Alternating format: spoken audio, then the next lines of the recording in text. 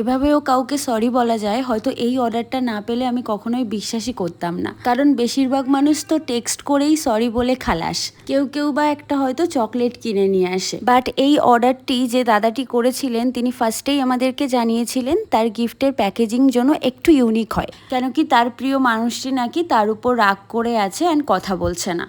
তাই আমাদেরকে বলা হয়েছিল একটু সুন্দর করে সরি গিফট বক্স বানিয়ে দিতে। তো ওনার কথা মতো আমরা কিন্তু আমাদের 100% দিয়ে চেষ্টা করেছি গিফট হ্যাম্পারটা সুন্দরভাবে মেক করা। অ্যান্ড আমরা ওনার কথা মতো কিন্তু একটা সরি কার্ডও কাস্টমাইজ করেছি, যেটার ব্যাকে একটা সুন্দর কিউট টেক্সট ছিল দাদার লেখা। আর আমাদের কিন্তু বেশ অনেকটাই টাইম লেগেছে এই বক্সটা রেডি করতে।